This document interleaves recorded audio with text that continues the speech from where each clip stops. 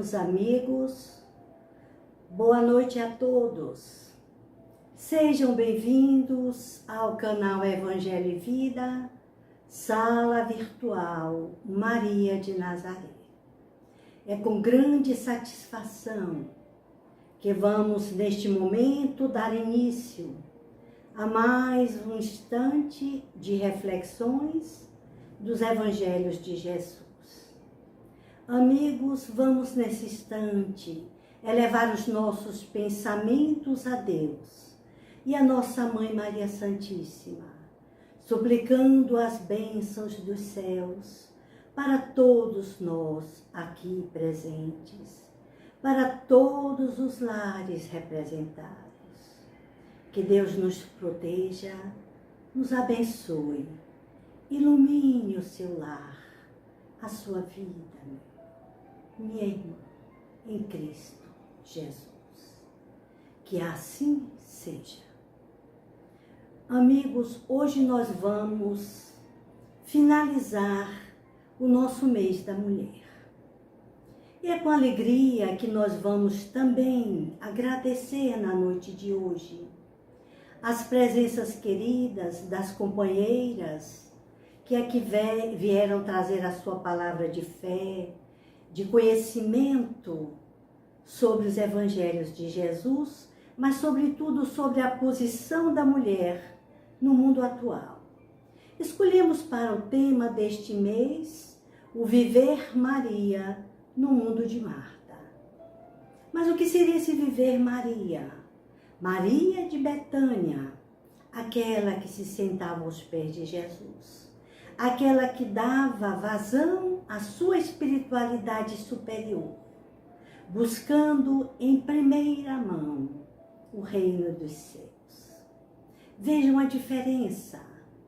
Nesse instante nós estamos diante de dois perfis de mulheres. Mulheres atualíssimas, mas enquanto Maria, como diz lá os evangelhos de João e os evangelhos de Marcos, nós vamos ver, ela estava em todos os momentos, Maria ouvindo, escutando, aprendendo com Jesus, enquanto Marta se movimentava ansiosa. E Jesus lhe chama a atenção. Nesse momento em que ela reclama sobre a posição da irmã, constrangendo até a presença do mestre a sua irmã diante das visitas, não é? Senhor, manda que ela venha me ajudar. Então, não estás a ver que eu estou sobrecarregada? Então, como nós podemos observar, Jesus lhe dá uma resposta atualíssima. Marta, Marta, andas preocupada, ansiosa, inquieta, essa é a palavra, por muitas coisas. E Maria escolheu a melhor parte. Com isso, nós não queremos, nem precisamos entender que viver a ansiedade de Marta é muito danificador para o momento atual. Afinal, nem só de pão vive o homem, nem só de pão vive o homem. Mas o que Jesus quis dizer aqui, o que nos parece que o mestre está a chamar a atenção, é que a ansiedade é o mal do século. Já nos tempos de Jesus, Marta, este perfil de mulher, estava preocupada em fazer coisas para Jesus. Então nós vamos aqui sintetizar: servir a Jesus ou, como Maria, servir com Jesus. Esta é a proposta. Isto é o que Jesus deixa bem claro, porque nós estamos muito preocupadas em fazer coisas para agradar as pessoas. E é o fazer ou deixar de fazer. Não é esta a questão. É a ansiedade com que nós percorremos todos os dias de nossas vidas. Sempre nos doando em prol das coisas físicas, das coisas materiais. E então nos esquecemos de nos doarmos. E isso acontece, sobretudo dentro do nosso lar. Então, neste perfil de Maria, observe que Maria está com a mente e o coração aberto, ávida por receber o ensinamento de Jesus, enquanto Marta está ávida para dar um banquete para Jesus. E observe que nós fomos olhar nos estudiosos, inclusive Ernest Renan, e ele nos diz que naquele momento Marta estava tendo uma atitude exagerada.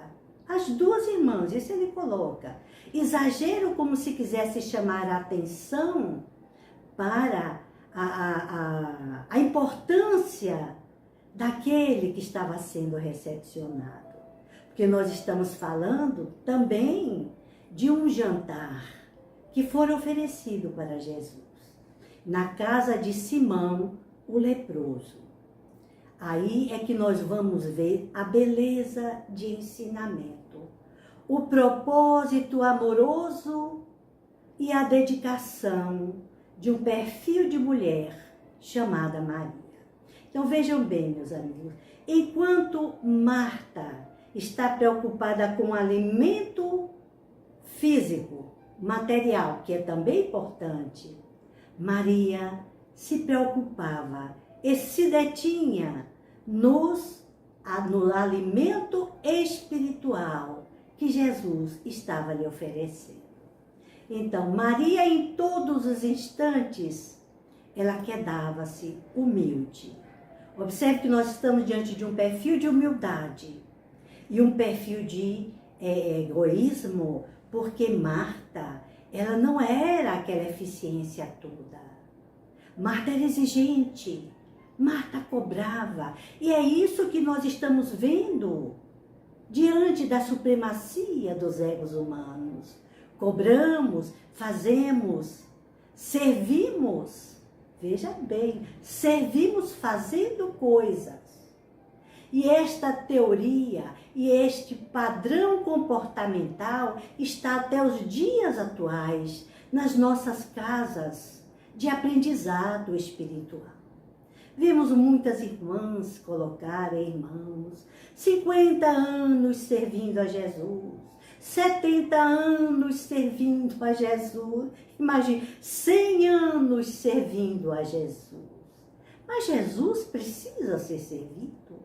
Será que Jesus precisa do nosso serviço? Ou Ele está a nos orientar para que façamos o serviço que temos a fazer no mundo? Pois estamos aqui não para servir a Jesus. Estamos aqui, Jesus nos ensinou, para servir a Deus no mundo de Deus. E isto Ele se colocou muito aberto, que iria continuar conosco. Então é preciso que a gente passe a fazer um trabalho de comunhão com o Cristo. Não é fazer para Ele, não é fazer coisas, mas entrar num relacionamento íntimo com Jesus. E Ele nos deixou claro, meus amigos, eu não vos chamei de servos, porque os servos não sabem o que fazem o seu Senhor. Mas eu vos chamo de amigos. E é para essa intimidade do reino e do aprendizado com Ele que Jesus está nos chamando. Então, nesse mês da mulher, que pensemos um pouco mais, se possível, nas nossas prioridades, que são de natureza espiritual. Então, eu estava aqui vendo que o pastor Hernani Lopes, ele é muito interessante. Ele diz, vida com Jesus é mais importante que trabalho para Jesus. Observe a diferença. Não sei se vocês também estão notando que há uma pressa em fazer coisas. Há uma pressa em cobrar palestras. Há uma pressa em relacionar doutrinadores, melhores expositores, é que eu estou falando da seara espírita cristã, para que a palavra saia bonita, para que o verbo seja cativante. Mas e as obras? E as obras? E os testemunhos? Continuamos ainda servindo a Jesus? Ou precisamos servir com Jesus? Eis a questão que nós precisamos, neste momento, deixar bem claro dentro das nossas cabecinhas, dentro dos nossos corações. Então, o primeiro ponto nesse lindo trabalho que as nossas irmãs fizeram neste canal, as convidadas deste mês, né? Marta e a Ana Paula, que falaram muito bem sobre a mulher espiritualidade, sobre a mulher, família e trabalho. Nós também colocamos esse trabalho de serviço, a mulher numa dimensão maternal. Que coisa linda, meus amigos, é esse trabalho. Que nós, espíritos, numa dimensão feminina, ainda que passageira, estamos deixando no mundo. É muito, muito mesmo importante que passemos a sentir essas verdades dentro dos nossos corações. Então, o que fazemos com Cristo é muito mais importante do que aquilo que fazemos para o Cristo. Observe, o que fazemos com Jesus é um trabalho de parceria, de cristificação, não de cristianização tão somente, não de ensinos tão somente, mas de vivência crística, neste convívio amoroso com Jesus. Então, veja bem, os expositores, os estudiosos nos chamam a atenção para que a gente não perca de vista a essência. Esquecemos a essência. E é aí que nós vamos ao ponto de hoje, que o essencial é esse amor que se dá. Ora, enquanto Marta se agita para servir a Jesus, observemos aqueles que já estudaram a passagem, em todos os momentos, foram só 3, que elas aparecem nos evangelhos. Na casa de Marta e Maria, Marta está agitada de um lado para o outro. Não é isso? Na vez que Lázaro está naquele ataque que quase morreu, de quase morte, não é? De quase morte, chamado de quase morte. Lázaro, Jesus foi chamado. E a cobrança de Maria veio no meio do caminho e disse: Senhor, se tu estivesses aqui, Lázaro não teria morrido. Olha a cobrança. Então, aqueles que nos amam são responsáveis pela morte daqueles também que nós amamos? Que cobrança é essa? Já com Marta, com Maria, fora diferente. Então, essa agitação também se deu em Betânia. Se deu em Betânia. E observe que ela ia reclamando. Ela ia reclamando. O ansioso não clama.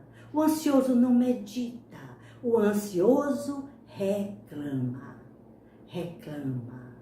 Sobrecarregado. Oprimido. E é muito importante que nós mulheres passemos a dividir as nossas tarefas dentro do lar. E sabemos historicamente que Maria de Betânia foi uma mulher que viveu além do tempo. Maria era uma administradora. Maria desenhava os uniformes do pessoal da fábrica. Maria ensinava aos filhos, possivelmente, dos funcionários da fábrica, porque nós temos observado que existem alguns doutrinadores, esclarecedores, que dizem que Marta e Maria de Betânia, que era uma família pobre. Não é isso que nós estamos percebendo. Era uma família de posses. Eles possuíam bens, tinham bens e eram muito bens de vida. Então, o que é que nós precisamos neste momento perceber? Que não é uma questão de polaridades cerebrais. Não é. É uma questão forte de ansiedade. Marta, Marta, estás ansiosa por muitas coisas. Olha o vocativo carinhoso, chamando pelo nome. Marta, Marta. Quer dizer, é preciso sinalizar aos entes que nós amamos quando eles estão exagerando em sua expressão de serviço e de doação. Então, veja bem, enquanto Marta agita-se de um lado para o outro, observe que tem gente que acorda mais cedo para ter mais coisas para fazer. Gente que não tem o que fazer, arranja alguma coisa para fazer para não ficar sem ter o que fazer. Ah, não, mente desocupada é morada do demônio. E a meditação, e o estudo, e ouvir a música. E uma hora para o lazer. Meu Deus, quanta coisa bonita e boa, que também é serviço, que também é trabalho e que agrada a nossa alma. Vamos pensar mais um pouco que proatividade não é agitação. Nós podemos ser mulheres proativas sem nos tornarmos mulheres agitadas. E o problema de Marta ainda era, e muito interessante, ela agitava e ela ficava zangada. Ela ficava irritada com a tranquilidade da irmã. Então ela dizia, mestre, não estás a ver que ela está aí e eu aqui fazendo tudo? Então observem que estava havendo aí um trabalho de queima de imagem. Está fazendo corpo mole. Está fazendo corpo mole. Então, vocês podem até pensar que eu também esteja exagerando. Eu entendo. Mas a minha visão neste momento está sendo um tanto diferenciada. Pelo muito que nós temos pesquisado, lido e avaliado. Que nós perdemos um tempo de vida fazendo coisas, como era o caso de Marta, e querendo ser reconhecidos. Tomamos muitas vezes a dianteira de serviços que precisam e podem ser distribuídos e que não sejam, deixa para lá, faça a sua parte, faça a parte que lhe cabe. Mas como diz Jesus, vamos fazer aquela melhor parte. Então, Marta agitava-se de um lado para o outro, ocupada com o serviço. O que é que nós podemos concluir? Que os muitos serviços, veja bem, a sobrecarga de trabalho privaram Marta de um tempo precioso com Jesus. Lá na Epístola de Paulo aos Gálatas, a seguinte citação. Diz Paulo, há um grande risco de nós nos cansarmos na obra e nos cansarmos da obra. Viram? É o desgaste. É a ausência de distribuição, de delegação de serviços. É preciso estar atento, meus amigos, sobretudo dentro do nosso lar.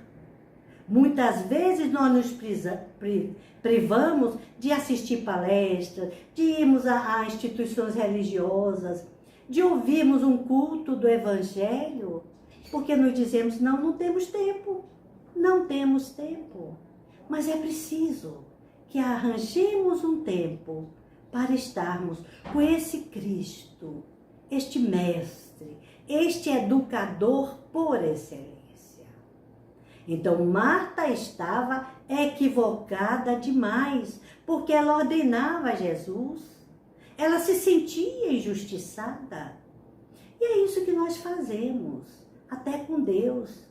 Então, como se dissesse, o senhor não vai fazer nada não, mestre? Não está vendo o tamanho da injustiça que eu estou passando? Você não está vendo o problema? Olha aí outra questão. Queremos delegar ao outro a resolução dos nossos problemas, dos nossos conflitos pessoais. Isso não é válido, isso não é correto. Então nós vemos que há aí um grande perigo. Marta também estava querendo induzir Jesus a se colocar contra Maria e ficar a favor dela. Tomar partido. Não vai ficar do meu lado, não? Então vocês não vão comer nada. Porque olha o tanto de apóstolos que está aí na sala. Porque os apóstolos todos acompanhavam Jesus. Era aquele bloco de gente para comer e se alimentar. Vocês estão entendendo? Como é que nós agimos? Isso é um lembrete. Nós estamos querendo nos queixar. E foi o caso de Marta. O ansioso, o egoísta. Quando ele vem dizer e relatar as suas dores, nós já falamos isso aqui, muitas vezes eles não estão querendo ajuda. Querem que a gente fique do próprio lado, do lado deles, do queixoso, do ansioso, do agitado. Isso não quer dizer que seja proatividade. Enquanto Marta produzia, ela era produtividade, destacava-se, é fato, não é? Maria destacava-se pela receptividade. E aqui a companheira Ana Paula falou tão bem. Quantas vezes nós deixamos de receber as visitas? Vamos para a cozinha fazer almoço? Meu Deus, e por que não fazer isso antes? Quando a visita chegar, nós estamos ali arrumadinhos, cheirosos, perfumados, a casa bonita. Botamos o melhor taré, a melhor toalha e vamos receber e conversar com aqueles que nos visitam. Imaginem, meus amigos, como não seria se Jesus entrasse no nosso lar. Mas o que é que Jesus diz? Toda vez que fizestes uma destas coisas a um destes pequeninos, é a mim que eu farei. Então vamos ver Jesus na pessoa dos nossos filhos, dos nossos vizinhos, dos nossos amigos, não é? Vamos fazer esse exercício, não custa nada, né? Então a censura de Jesus, ao censurar Marta, Jesus chama pelo nome. A censura de Jesus não foi censurando a pessoa de Marta, como nós outros nos dias atuais. A censura estava realmente nas escolhas erradas que Marta estava fazendo. Andas preocupada, ele não diz és preocupada, por muitas coisas, mas só uma é necessária. Uma só coisa, meus amigos, é necessária. E em pleno século XXI, no mundo ainda materialista, olhe bem, consumista, nós estamos num mundo hedonista, nós estamos nos ligando a coisas em nossas vidas. Então é preciso que a gente aprenda a viver com mais simplicidade. Simplicidade, naturalidade. Não vamos complicar porque a vida já está complicada demais. Então analisemos mais de perto esta situação que nós estamos trazendo. Esse viver Maria neste mundo tão agitado, tão corrido, personificado na pessoa de Marta. Marta de Betânia. E quantas Martas nós encontramos? Agora Jesus elogia Maria. Olha o elogio de Jesus para Maria. Uma só coisa era necessário. E ela escolheu. Então Jesus valida a postura de Maria. A postura de Maria era quedar-se aos pés de Jesus. Não é dizer ficar ajoelhado. É voltar-se para o Mestre. Porque importante é a pessoa. Nos evangelhos, Jesus nos chama a atenção. Importante é o nosso irmão. Importante é aquele que está conosco nessa vilegiatura carnal. E ela se portava com sabedoria. Daí Jesus validar o comportamento de Maria, boa parte. Porque ela sentia prazer em estar com Jesus. Marta estava sentindo prazer naquilo que estava fazendo? Não. Tanto é que reclamou. Então ela fez uma escolha duradoura, que é o conhecimento espiritual, que é a plataforma do reino dos céus, que Jesus está ali ensinando, numa sala aberta. E outra coisa, ela quebrou padrões, porque mulher não podia estar ali na sala nem junto dos homens. Então Maria foi aquela que já começou quebrando os padrões.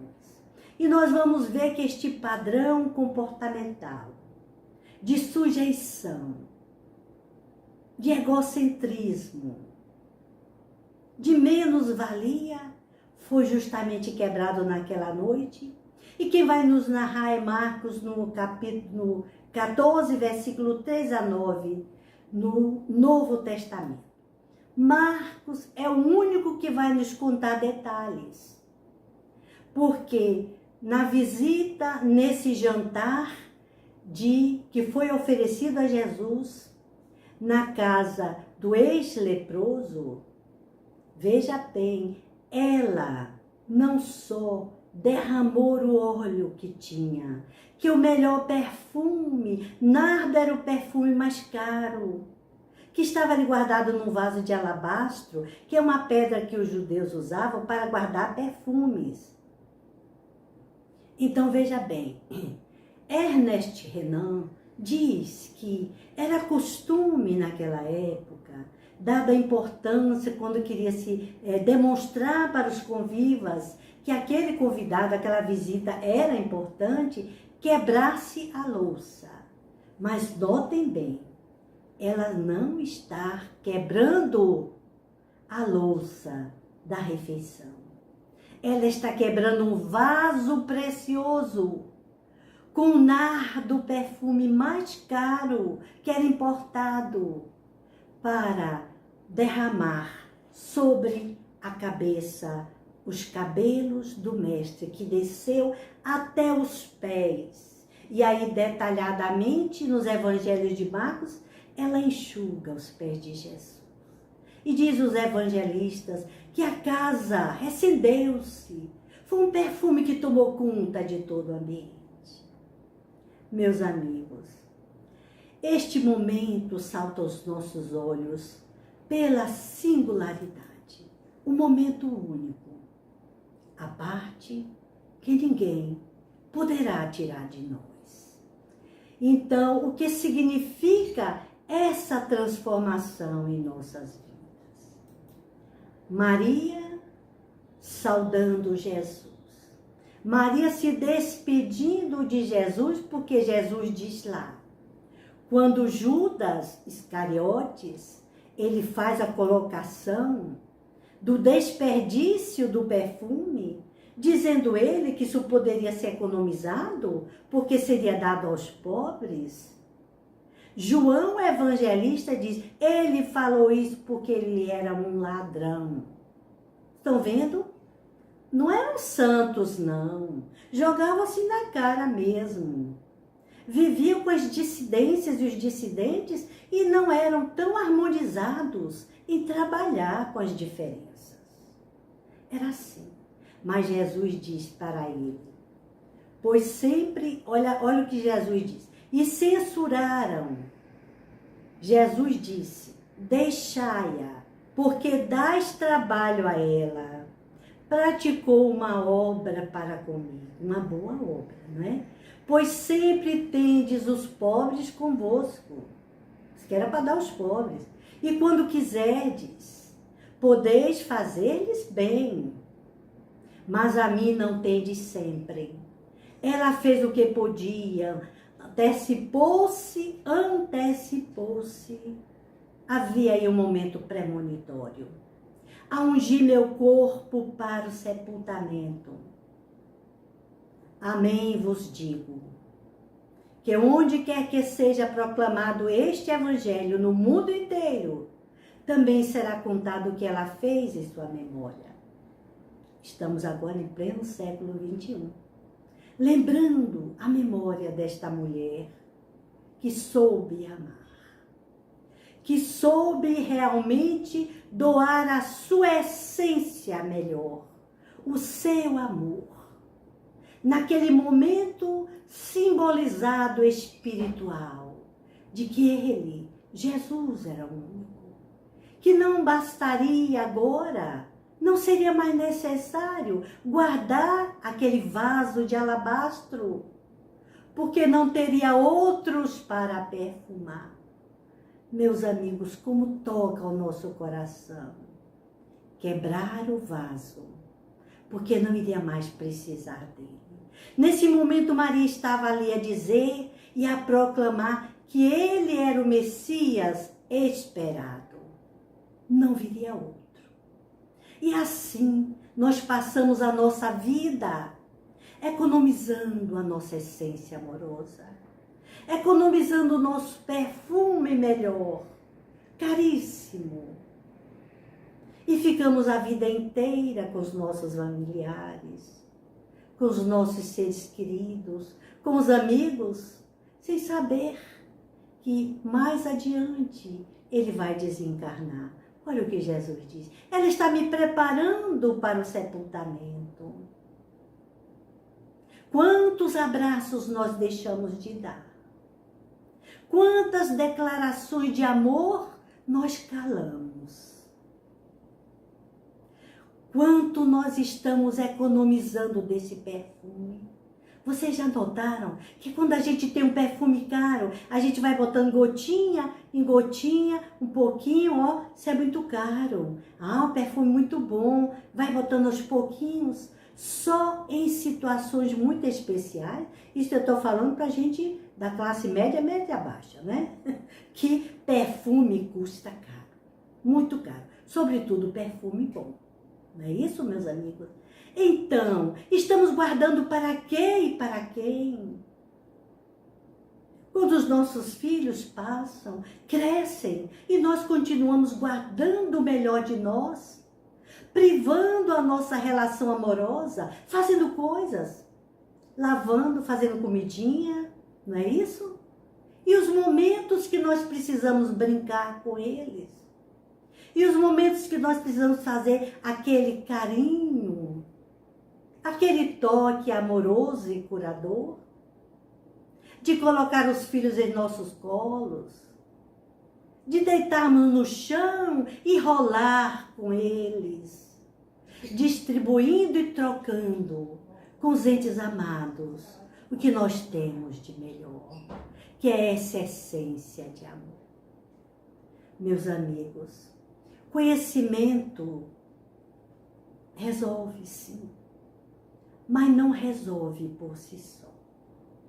Porque só o bem, só o que doamos em essência, é o que significa, de fato, transformador em nossas vidas. Pensemos na noite de hoje, que, como Maria, nós precisamos amar. Porque a autenticidade dos nossos relacionamentos não se baseia em dar coisas, em dar presentes, em dar joias, mas em doar, em dar de si mesmo, um pouco mais de nós. Então Marta deu de si tudo o que tinha de bom em essência de amor. Vamos fazer isso enquanto Jesus vivia. Enquanto vivem os Cristos personificados juntos de nós, vamos agir como Marta. Quebre o vaso de alabastro. Quebre os recipientes e derrame o seu melhor perfume, a sua essência maior. Porque esse nardo, esse nosso melhor perfume, precisa ser doado enquanto estamos a caminho. E como diz o cantor, não é? Lá no epitáfio, um dia a gente vai dizer, eu devia ter amado mais, eu devia ter visto o sol nascer, mas não tivemos tempo, não deixamos o tempo para isso. Então, minhas amigas, mulheres, irmãs, e todos vós que nos assistis nesse instante, filhos e filhas, vamos unir e trabalhar com Jesus e apertar esses laços de amizade, deixando que Ele permaneça em nossa casa, em nosso lar. E se não tivermos comidas, banquetes, não é isso?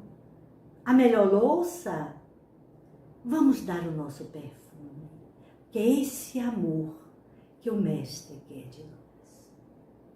Que Ele seja uma figura que possa entrar na nossa casa sem tanta sofisticação, sem tanta expectativa. Deixa que Ele venha, permaneça em cada coração, porque Ele vai nos dizer no cantinho do nosso ouvido: ama, ama, ama sempre. Porque só o amor é a essência de vida. Só o amor é capaz de nos libertar. Só o amor vai resgatar a multidão das nossas faltas. Gratidão, minhas amigas. Gratidão. Hoje e sempre. Eu quero convidá-los a todos vocês, porque neste momento nós vamos deixar uma homenagem à mulher do mês.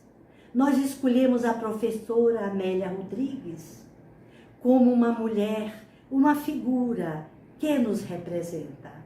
Não sei se a você, mas que eu considero como uma alma nobre, educada, culta, sábia. E vamos deixar também o nosso adeus e a nossa eterna gratidão ao professor Divaldo Pereira Franco. Esse nosso amigo que parte para a pátria espiritual, nos deixando esse legado de amor.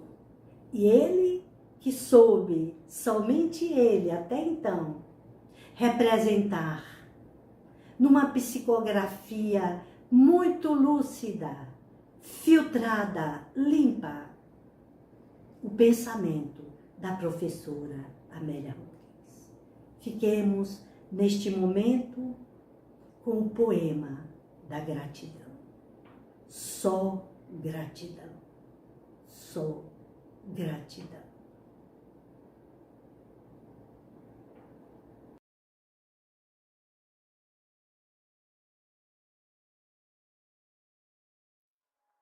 Poema da gratidão.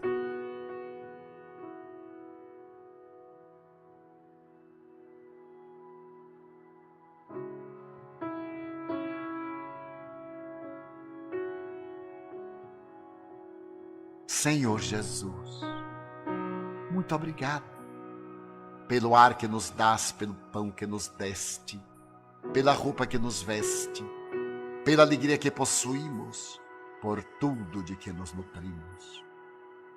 Muito obrigado pela beleza da paisagem, pelas aves que voam no céu de anil, pelas tuas dádivas.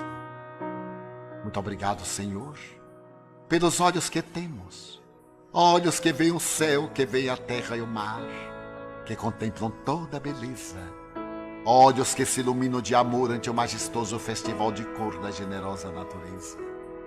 E os que perderam a visão, deixa-me rogar por eles ao teu nobre coração. Eu sei que depois desta vida, além da morte, voltarão a ver com alegria incontida. Muito obrigado pelos ouvidos meus, pelos ouvidos que me foram dados por Deus. Obrigado, Senhor, porque posso escutar o teu nome sublime e assim posso amar. Obrigado pelos ouvidos que registram a sinfonia da vida, no trabalho, na dor, na lida, o gemido e o canto do vento nos galhos do olmeiro, as lágrimas doridas do mundo inteiro e a voz longínqua do cancioneiro. E os que perderam a faculdade de escutar, deixa-me por eles rogar. Eu sei que no teu reino voltarão a sonhar. Obrigada pela minha voz, mas também pela voz que ama, pela voz que canta, pela voz que ajuda, pela voz que socorre, pela voz que ensina, pela voz que ilumina e pela voz que fala de amor. Obrigado, Senhor. Recordo-me sofrendo daqueles que perderam o dom de falar e o teu nome sequer podem pronunciar. Os que vivem atormentados na afasia e não podem cantar nem à noite nem ao dia. Eu suplico por eles, sabendo que mais tarde no teu reino voltarão a falar. Obrigado, Senhor, por estas mãos que são minhas, alavancas de amor do progresso da redenção. Agradeço pelas mãos que acenam a deusas, pelas mãos que fazem ternura e que socorrem na amargura, pelas mãos que acarinham, pelas mãos que elaboram as leis e pelas que as feridas cicatrizam, retificando as carnes partidas, a fim de diminuírem as dores de muitas vidas, pelas mãos que trabalham o solo, que amparam o sofrimento e estancam lágrimas, pelas mãos que ajudam os que sofrem, os que padecem, pelas mãos que brilham nestes traços como estrelas sublimes fulgindo nos meus braços, e pelos pés que me levam a marchar, ereto, firme, a caminhar, pés da renúncia, que seguem humildes e nobres sem reclamar, e os que estão amputados, os aleijados, os feridos e os deformados, os que estão retidos na expiação, por crimes praticados noutra encarnação. Eu rogo por eles e posso afirmar que no teu reino, após a lida desta dolorosa vida, poderão bailar e em transportes sublimes, com os seus braços também afagar. Sei que lá tudo é possível, quando tu queres ofertar, mesmo que na terra pareça incrível. Obrigado, Senhor, pelo meu lar, o recanto de paz, a escola de amor, a mansão de glória, o pequeno quartinho, o palácio, o tapera, o tugúrio, a casa de miséria. Obrigado, Senhor, pelo amor que tenho, pelo lar que é meu. Mas se eu sequer nem o lar tiver, o teto amigo para me abrigar, nem outra coisa para me confortar, se eu não possuir nada, senão as estrelas e as estradas, como sendo leito de repouso e o suave lençol, e ao meu lado ninguém existir, vivendo e chorando sozinho ao léu, sem um alguém para me consolar, direi, cantarei ainda, obrigado, Senhor, porque te amo e sei que me amas, porque me deste a vida jovial, alegre, por teu amor favorecida. Obrigada, Senhor, porque nasci. Obrigado, Senhor, porque creio em ti e porque me socorres com amor hoje e sempre. Obrigado, Senhor.